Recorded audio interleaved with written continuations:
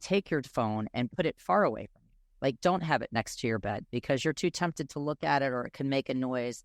And we as parents that have kids in college, we sleep with it next to us because we're scared. We're going to get a phone call late night or you want to check and see that they're home safe. So a lot of contradictions happen that make things kind of physically impossible. Bring it on! Welcome to Girls Gone Gritty. I'm Farley Boyle. I'm Darian Boyle. And I'm Jennifer Brenius. Collectively, we're two sister-in-laws with our bestie. We don't just talk, we do it. Day, night, mountain, beach, and city. Get ready as we bring gratitude and attitude to everything we do. We jump in head first, unafraid, and we're all in all the time. We bring it on and get it on each week, diving deep into authentic, unscripted conversations on just about everything. So, let's get gritty! Bring it on! Bring it on! Don't wait until tomorrow! This is Jennifer, and I'm coming to you live from our Bring It On studios here in Rumson, New Jersey. We're so excited that you have chosen to tune into us again. Today, I'm here with my besties, Darian and Farley, and last night I had a dream. I had a dream that we had a epic episode for you guys, and I'm going to manifest that today because I was unpacking it in my subconscious is what I think, because I get really jazzed up every time I get ready to bring up an episode to you guys. And I mean, talking about your dreams is something that I think is so fun. When my kids came in the morning and they'd be like, "Oh my God, Mom, I had the best dream ever last night." And I'm like, "Tell me about it." And they're like, "Oh, shoot, wait, was it you or Dad? I think both of us. And we were on this amazing vacation. And then I lost you and I found you again." And they get so excited about what they dreamt. And it's just such a fun exercise, I think, to go through with your kids, with your friends, about what you dreamt and like how that manifests in the next day and the energy you take on your day when you had a great dream. Oh, don't you? I love having a good dream. I always, back in the day, I would wake myself up from a dream and I'd write my dream in a journal. I was always into like journal writing and diaries. And it was so fun to interpret because there's all these books out there that you'd say, "Oh my gosh, I was running, I was getting chased, but I won that I couldn't run fast and I don't know why." And then you wake up and you look at this book and you're like, "Oh, okay, I see why. All right, I'm going to fix that." But you can almost manifest things to happen. So I think they're really cool to dissect your dreams and figure out what was going on in my life that made me dream this today. What about when you wake up and you have a feeling of such an epic dream and you can't remember it, but you can feel like the emotion of what you were feeling, but you can't put it into words? I feel like I have so many dreams where I know it was a great one. And I sometimes like wake up and I know I'm having something that I'm really into and I just want to close my eyes and I want to pick up where I left off and then I can't. I hate that when that happens. You have the best dream. You're like, yes. Wait, the dog barking. You woke me up. Goodness. And you can never go back to where it was. Oh my God. I've had situations where, and it's just like I woken my husband up laughing in a dream. I'm like gut wrenching, belly laughing in the middle of my dream. I'm crying, dying, like hysterically laughing. And John just rolls over and he's like, "Wait, what? I'm like, "Are you kidding? Just having the best time ever in my dream. And now you want me to share what I was dreaming about? And you just ruined it. Come on, don't be a Was he in the dream buster." Was he in the dream? He's in the dreams a fair amount. I don't want to say all the time, but that dream he was not. It was actually about my sister-in-law and her father like losing something and like her finding it. It was just, it's like, and there's so many dreams I feel like that, like they're almost impossible to explain to somebody who wasn't in your dream or doesn't know the people in your dream. So it's like, I love dreams because like there's such a unpacking of your brain, I fundamentally believe, and they're so personal, right? Like I can never give you an accurate window into what I experienced because A, I was in here, and B, it's in a world that doesn't really exist. I think anything's possible. Right. And the more you open yourself up to remembering the dream, to going, okay, I know I had a great dream. When I think about it, when I dream a lot, I'll remember it more and more vividly. Like you wake up and it almost tells the whole story. So you try to write it down or tell someone who's next to you, and then all of a sudden there's times where you have no dreams. You're like, I wish I had a really good dream. Sometimes I can wake up mad at my husband because I had a dream where he pissed me off, and I'm like actually mad at him. It's like the weirdest thing. They're powerful. They are powerful. And, sometimes it can like almost set the tone of your day. If you had a fabulous dream, you wake up, you feel great, you're like psyched. And if you have a dream where you're like cranky, you could like roll out of the bed on the wrong side. Yeah. And then you're right. Like when I don't dream, I'm like, I want to dream tonight. Or why am I not dreaming? Like I love to dream. I had a dream that literally I think I had for maybe 15 years, and it was the same dream, and it was that I could fly as high as a rooftop. I couldn't fly higher. I couldn't fly like as high as a skyscraper. It was like houses. I could take off running. I would run and I would like flap my arms and I would like fly, like soar. And it was always to get out of trouble.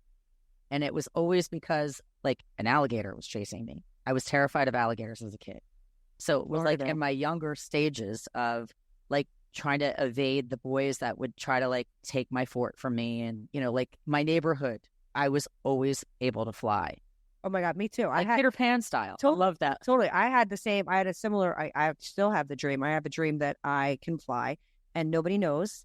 And I'm like trying to keep it hidden, but then I want people to know. So I'll like fly a little bit and then I'll land. How do you start flying in your dream? Oh, I just off and I just hover. Oh, so your arms like mine. I don't really have to be running, and I have to flap. That's awesome. Nope. I want to get up. I just elevate and I can. And then the other thing is like I don't go like you said. Mine's more of like a rooftop height. Like it doesn't go. Yeah. I don't go high, but I will say this. I also have a healthy fear of heights. Like when I ski, and I'm like on a gondola or I'm like on the edge. Like I do not like heights. So I also think that's me like not wanting to be up that high because that height scares the crap out of me. I only want to be like enough that I can see people. So I feel like that's a little bit of like my unpack on my flying because I fly a lot in my dreams. All the time. I love that because I swing. I swing and I will swing higher than the trees and I'll swing in rooms and I'll spin around these rooms like almost as if like back in the day, I would bungee jump all the time, bungee jump giant bridges. And I don't know, it's so weird because I always want to just swing. It's almost as if I'm flying, but you're swinging around the room and you're coming up into the corners, up to the next corner, going up over trees. And it just keeps going. And it's like the best thrill ride. And it's almost on like a bungee. So it stretches out and then it comes back in. Wow. And I always wonder when sometimes I wake up, I'm like, what does that mean? What is my day going to be like? What's in store today? Well, your life is like a bungee. And they tell stories.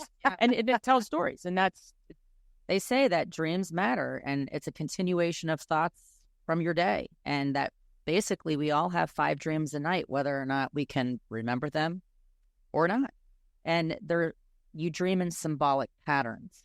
So, if you're stressed, then you might have a dream that you're like running around naked or you're about to take a test and there's no time left in the sand timer. Oh, that's the worst. There's a lot of prolific dreams that everybody has, in some form. And a couple of them are like you're back in school. Oh my God. I have the one that I'm back in school and I forgot to take the class the entire semester and I can't find the class and I'm looking on campus and I have no idea where the class is. And it's like the final exam and I've never been to class.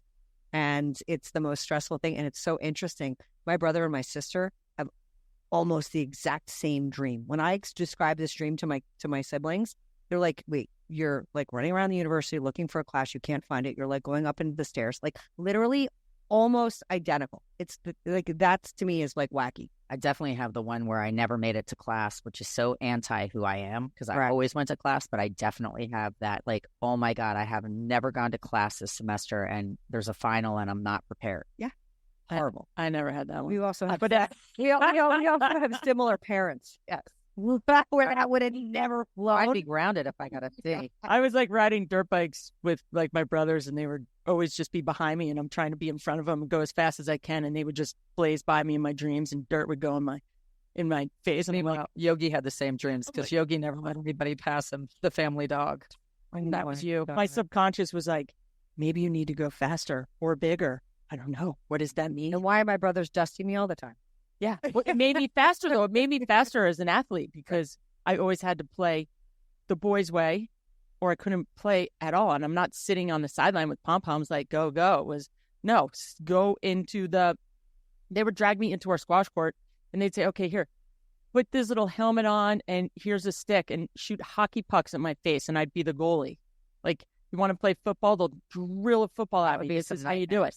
So this is probably what all these little things happen that make me have crazy nightmares back in the day. Like, you dream of trophies coming to life and coming at you. And I'm like, oh my gosh. And then I jump in bed with my brothers. I'm like, because they were probably scared too. Some other really similar ones that everybody has is dreaming that you're with a celebrity. All the time. I definitely have had a few of those. And you can't pick it. It's like, maybe I'll try to like, okay, I'm going to go to sleep and I'm going to think about this person. So maybe I can dream about them. And it doesn't work that way. You just dream about Pat. It's oh yes, I definitely. Oh, but it's interesting. Some things manifest in dreams. Some first experiences can happen. I mean, like the wet dream scenario. That's real. Boys experience it, girls experience it. You're not trying to. You're just thinking about something. I mean, it's Oh, listen, sex is mental. Let's be honest. It's not just a physical thing. It's like, yeah, it's a mental thing. So, I mean, you have to be able to manifest that. I mean, reliving it, or visualizing something, graphically in your brain when your eyes are closed and you're sleeping. I mean, I'm going to try and manifest that right now. I think I manifested Jeff because one of my good friends, Tina Whalen, maybe you're listening, Tina. So she does all body work, like amazing. She's brought my body back to life, not having to get surgeries. But when you go there, you just feel her energy. And for years, would be on the table. I'm still working with her, and I was single. All right, let's manifest someone for you, because I was getting older and I just kind of never dated. I'd be traveling all the time, and I'm like, okay, I want a guy, and I want him like handsome and just really good person and cool, and someone who wanted to dress up in black ties and rock it out in the city at fancy events. And then, okay, no, we also need him to get super dirty and down and want to go like camping and hiking, athletic, and it needs to be athletic and get we want him to love the ocean, but most of all, I want him to love my family. So we said it for years and years and years and years. And the mountains. And all of a sudden, and be like really into skiing. All of a sudden, I don't know how she forgot that last. I meet Jeff, and he's like, oh, I meet this magical guy that walks into my room, and I'm like, oh my God, we fully made this. We made him like like come training to us for an Ironman at that moment, right? Yeah, but it was amazing. And he's like, oh my gosh, like the topper was, yeah, I'll come visit you after we had spent some time together and we had surfed and talked about skiing. We had mutual friends in common that were guides in Alaska. Harmsy, bless your soul, God rest your soul. And he comes to Seagirt, to our town, and it's Lily's birthday, my niece, and she was turning 7, jumps right on the table and starts scooping ice cream and playing games with all the kids. And I said, oh, and I remember I manifested and has to, like my mom, because she's tough. And all of a sudden he's drinking cocktails with my mom. And I'm like, oh my God, we fully manifested Jeff to the best degree. So you can manifest, you can make things happen. Oh, we know and that. He's the best guy in the world. So manifesting is powerful. And you have to believe that you can do it. And you have to talk about it. You have to put it out in the environment. You have to hear yourself say it. You have to have other people hear you say it. It's like karma. And I also think, like, back to like what we were saying about dreams, I do think the dreams are trying to give you a hint and a cue as to what you need to remove, like nightmarish, like kind of things. And you're like, ooh, I didn't like the way I felt in that dream. Like, what does that represent? And then the other thing is, like, if there's something that you're like, that really like turned me on, literally, figuratively, whatever, like that's the path that you need to go down. And by accepting what your dreams are trying to tell you is huge, instead of suppressing them and like being like, oh, that was a great dream. Like, no. There's more to the story. Give it a little time, marinate on it, and figure out what you want from it. Well, if you believe, you receive. So let's say you want to have a dream about a loved one that is no longer with you. If you're open to that, if you're thinking about them, if you're talking about them, if you're sharing stories, you're saying their names, it's highly possible that they're going to come to you in that state because you're open to it. I see eagles in my dream all the time because when I'm thinking about my dad a lot, I'll have an eagle soaring in Alaska or something, or soaring overhead. I'm like, oh, hi, Dad. How are you? Good to see you.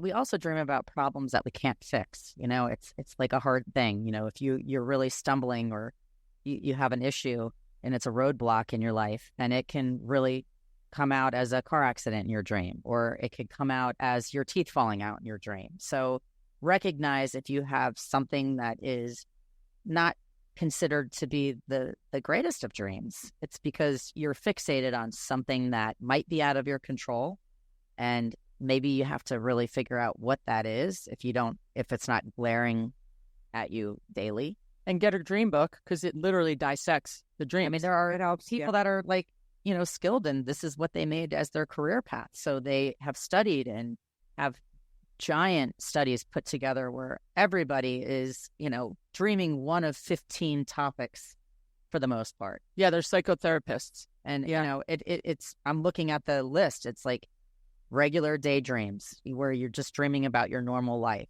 Number 2 is you're back in school. Number 3, celebrity dreams. Number 4, a partner cheating. Number 5, cheating on your partner. Number 6, running late. You just can't catch up.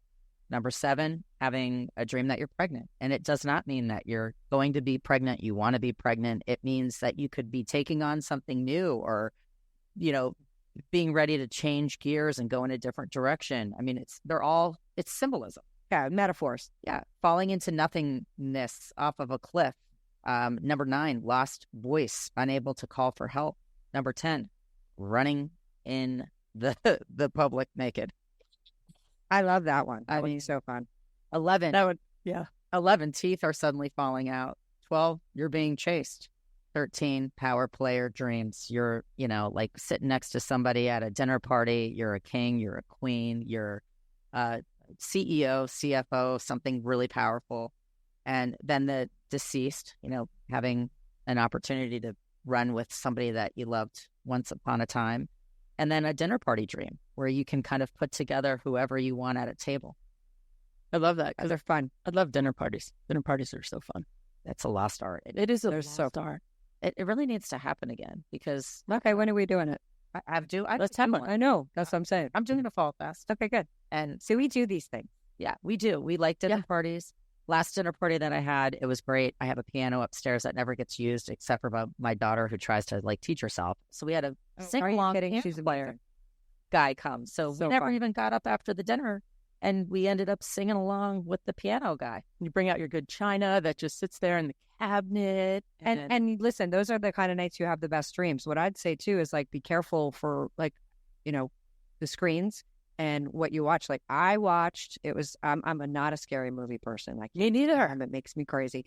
And I watched I Am Legend. Oh God. And my dreams for the next week One of the most terrifying movies ever. Those are called nightmares. terrifying. It was like reality dreaming where I took all of the elements of the movie and I literally could not purge it. And I'll probably have another dream like that because right now viscerally I am so jacked up about that concept. So what I would say is if you're somebody who's not having great dreams, just make sure you be careful because of these devices that we have, and don't read the news. I even say I don't understand why people watch the 11 o'clock news. Why would you want to end your day on that note? So it was literally happy news only. There's no happy news. No There's happy nothing happy. news. No, there's nothing happy. So, and then the other thing is make sure you get yourself into a regular sleep pattern. Try and do the same thing when you tuck yourself into bed at night so you can set yourself up for good dreams. Not that you have to have a perfect dream every night. Some of the nightmares help you shock you into a better reality of what you're dealing with. And okay, I screwed that up in my dream. I'm not going to do that again in real life, right? I hate the repetition of a nightmare. It's just really, please don't think about it. Don't think about it. Or if you hurt yourself and then you just try to relive it. And I always say, don't relive it. Just try to move on to you're better and you're feeling stronger and you're on the mend or you've surpassed that. And try to send it out into your head before you go to bed, positive affirmations. My husband, your brother, cannot watch anything that gets his heart rate up. Like if we're watching anything that's like action packed or, like it's stressful, he is so wound up. He has to like watch TV after that to calm himself down. So know yourself, right?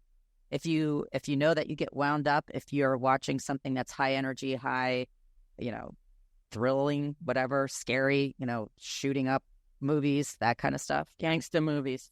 you're not going to sleep that well. Wow, and the stimulus on any device, television or other, is just such a not normal cycle of human. Like most people aren't in a car chase and like having people shooting at them and dealing with like 16 different things like right before they go to bed. And then the blue light, like they don't even know what that does to the brain waves still. So like your brain is trying to unpack stuff and you've got all this stimulus, if you're having messed up dreams, just think about maybe that correlation is what I would say too. Right. Don't look at your phone before you go to bed too. Sometimes it's hard to go to sleep. Yeah, I saw a guru at like the Tewarton, or not the Tewarton, it was at like the Under Armour championships. And it was a guy that talked about success in life and sleep is number one. And what he said was, the Uller, which I invested in. Cold, being cold. It's like a nice sheet that it really helps you maintain the same body temperature that you have all night long so that you're not fluctuating in and out of like a deep sleep. You're like perfectly kept because you're one temperature the whole night. Secondly, they say take your phone and put it far away from you. Like don't have it next to your bed because you're too tempted to look at it or it can make a noise. And we as parents that have kids in college, we sleep with it next to us because we're scared. We're going to get a phone call late night or you want to check and see that they're home safe. So a lot of contradictions happen that make things kind of physically impossible. And then number 3, it was like when you say goodnight, like shut your eyes and actually like do some counting backwards, count sheep, do something that's relaxing and meditative. Even if it's listening to music that like calms you or natural sounds. And he said that the most successful individuals are the ones that actually sleep, even if it's only 5 hours. Like the time of sleep doesn't matter. No, because it's the Quality. Time. Yes. Yeah. Quality It doesn't sleep. have to be 8 hours. And then the other thing that I read too about sleep is that you actually can catch up on sleep because they debated that for a long time. Like if Cat naps are actually like legit. very they want real. that. They say that's great. I wish I could. I can't. Yeah, no, I'm not a Things. napper. Your head's But I do like when I fall asleep and then like wake up and I'm like, ooh, I just had like a little mini dream that was amazing. And I was like, I don't know how long I was asleep, if it was like literally 30 seconds or if it was 15 minutes. You wonder how much time elapses in the dream, like Right. how long the dream really is, even if you just took a 5-minute cat nap. Ooh, it sounds like the Girls Gone Gritty should go do like a dream study. That would be so fun. or maybe we should go and Take a nap. go take a nap. Maybe we should go take a really good nap. It's funny how I used to look forward to like going out with you girls and like ready to tear up a night. Now I can't wait to tear up my jammies, get in my PJs, get in my really chilly bed and get into that comfortable spot because like now I really like my sleep because I think I've perfected it. I've become a good sleeper. I am not a good sleeper. I have sheet karate all night. Sheet karate. Sheet karate. Just Of course you do. nonstop. Little dog jumps on my head. I'm like, get off the bed. I have a little dream catcher. The dream catcher in Dream catcher. My kids have those. well, too. it's in Dee Dee's room, not my room. Oh. But I love. When I just gave you the gigantic. No, I didn't get that. I have a small one. Oh, I've got the gigantor one. Wow, which she loves it because she says, "Mom, I'm going to tell my dreams to the dream catcher," and it's like then she goes to sleep. And I've had Oh, Jumanji not bad. dreams. Jumanji really affected me, that movie. That was a great movie. And The honestly, one with Robin Williams or the new one? No, the one with Rod, the Oh, yeah, original one. The original one. I mean, I've definitely had Jumanji dreams multiple times. And I definitely had a dream as a kid that I re-dreamt. And it's weird. It was that I had like a witch in my room, like stirring a cauldron. And she would always be like taking my blanket and like dipping it in, which would like stress me out as a kid. I almost feel like I had this dream as a little person and I remember it. And then she would come over with toenail clippers and she was going to like clip my fingernails and my toenails. And I've dreamt this 1,000 times. I haven't dreamt it since I've become an adult. Did you ever look up what the clipping of the nails means? No. Oh, we should look that up. But it used to be like religiously, she was going to take my blanket away, and it was like a green, big black cauldron with green lava, and she was going to trim my nails. So I must have had a bad. Who was the witch? Who do you suspect the witch was? Who's the mean person in your life? Who was this witch in that dream? I don't know. I mean, I was like a little person. I could like shake. I could stand up in my crib, and I remember like I could like go like this. I could move it by just. Oh my gosh, the whole crib was probably like boom, boom, boom, boom, boom, boom. So my mom told me like later in life that she found my blanket in the corner of the room, and that I had like scooted my crib to the exact opposite side. Maybe there's a ghost in your house. Possible. I don't know. I don't like getting my toenails clipped or my fingernails clipped to this day unless I do them. So maybe I got nicked, or who knows? Oh, I love a good mani-pedi. Oh, like you got a bad nail. Somebody clipped your nails poorly. Maybe. And it scared me because I was like little and it just like got my skin or something. I don't know. I had a lot of very weird dreams as a younger person. I fell down the stairs of our house and I threw up when I got to the bottom. And I've relived that. Concussed. I've relived that. Concussions weren't like that big of a thing. Of course. But, I think that probably was my first concussion. And maybe that's why I have an aversion to puke. I have pukophobia, and I can't stand when people throw up, and I can't stand to hear it, see it until I had my own kids. Because everybody else loves puke. Everybody I know loves puke. I don't like mayonnaise. I could puke just at the thought of mayonnaise. Oh, I could puke if you were puking. If I heard, Oh my God, I might puke thinking about puke. But as a phone. Let's watch Farley barf. But that Get the dry heaves, Bar. That was terrible. Stop it! It makes my mouth water. How about when I stuck my finger down my friend's throat when she was hammered on the night before her wedding in Montauk? You could make her feel better, so she'd puke before she. So she was so blasted, and I was like, just hold on, and I like stuck my finger down her throat. She barfed, and then came out. She food rallied, and she was great. She wasn't hungover. And you know who, if you're listening, which I don't know if you are, you know who I'm talking about. That's one of my true friend. It's a real gritty friend. I love that's Darian being Darian. I had such pukophobia because of like probably bad puke dreams because of knocking myself out when I was a kid that I recognized that almost every movie has a scene of somebody puking. You would not think it. Now that I've pointed it out, you will notice in most movies, there's always a puker.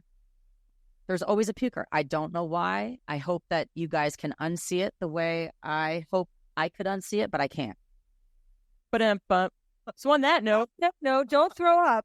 We're gonna send you off with follow your dreams. Follow your dreams. Listen to your dreams. Write your dreams down. Look at the sky and watch the clouds move. And when you go to bed, put that device far away.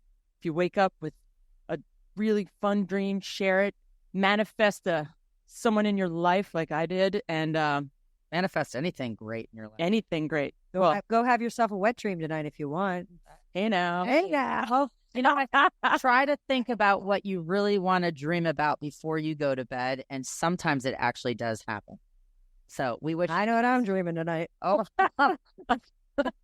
I don't know. After I watch like Gladiator or Viking Valhalla or any of those, I pretend I put myself back in that time frame. I like those dreams. I'm gonna dream about knee-deep powder. Okay.